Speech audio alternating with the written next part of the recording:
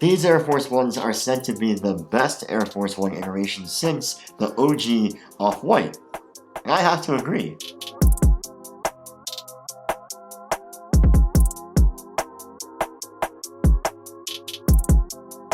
What's up guys, welcome back to Kobe Sneaks. Today we are looking at the brand new Nike Air Force One LV8 DNA in the white sail colorway. These released on January 23rd officially, but there were some releases all over the world at different times. It was super confusing.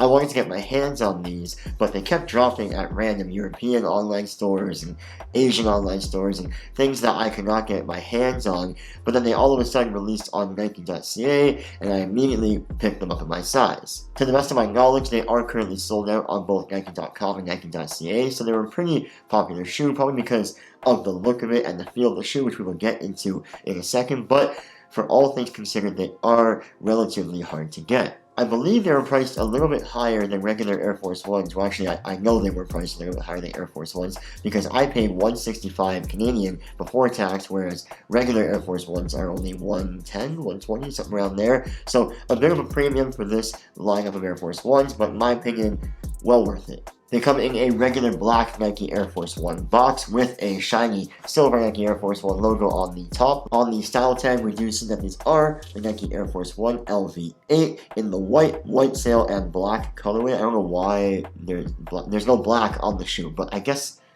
the text. But there's no black. I'll show you there's no black. These are a size 11.5, and the official style code for these shoes is CV3040100. Alright, let's open the box and see what these look like. Alright, and here is the shoe. Now, at first glance, you think, okay, it's a regular Air Force One. Why would I bother going through the whole construction of the shoe when really this is the most famous silhouette of all time besides the Jordan 1? This is probably the most common silhouette, so why would I talk about the look of it? Well, if we look closer, we can see that there are a lot of details on this shoe that are not on a regular Air Force One. So let's start with the upper. The upper of these shoes, for all things considered, is a white color, but the differences are in the materials. On the front toe box area where we have the hole perforations, we have a regular soft white leather done in the regular leather finish that the Air Force Ones are used to, so that part doesn't change. But then the area immediately surrounding the toe box is done in more of a pebbled finish leather, again in the white color, but there definitely is a difference in texture. Beside that, which is where the main portion of the swoosh is also held, is finished in a white meshy foam material. It's not as white as the rest of the shoe, but I would still consider it as white as it can be.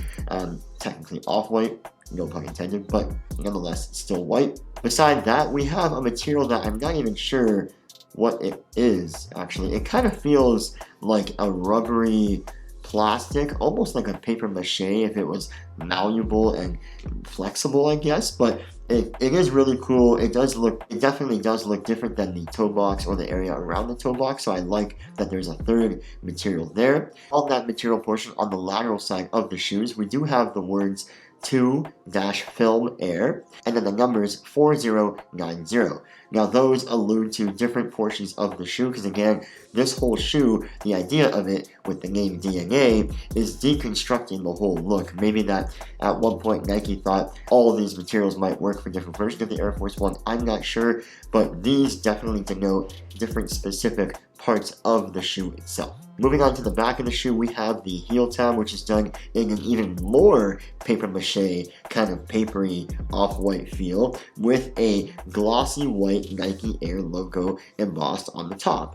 And then immediately underneath that, following the heel tab, is a patch of gray suede. That they didn't have to do that, but they just put that there because I love that detail. And then we move on to the swoosh. The swoosh is added onto the shoe with a kind of yellowed or vintage looking piece of flexible plastic, as you can see there, and then stitched over in white stitching to show the shape of the swoosh.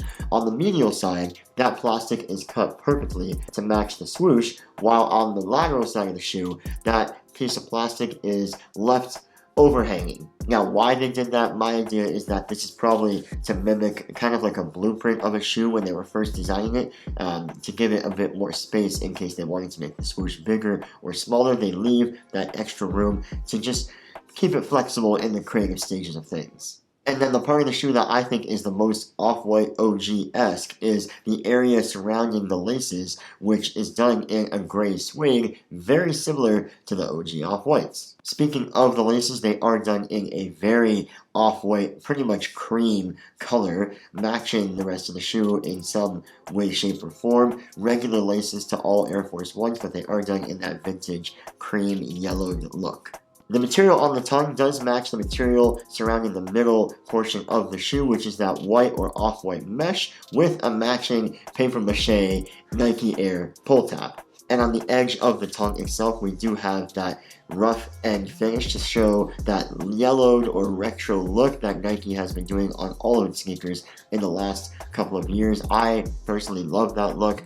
It has not gotten old yet, ironically enough, but they did add it to the shoe to give it that more vintage DNA feel. The midsole of these shoes is comprised of two different colors, the top color being a kind of off-white yellowed finish done in a regular rubber Air Force One midsole material, and the lower portion of the midsole done in a way more translucent finish. Again, same materials, but that translucent material also goes on to the outsole. One minor detail that I forgot to mention was that on the medial side of the shoe, the portion where the swoosh is the largest, like on the lateral side, on the lateral side, it is a kind of a wider grain mesh, meaning that the mesh is further apart, where on the medial side, it's much tighter. This material actually looks like the material they use underneath hoodies or fabrics when they embroider onto it. It's called stabilizer. That is what the material reminds me of, and it probably does that exact purpose, to stabilize the fabric when stitching on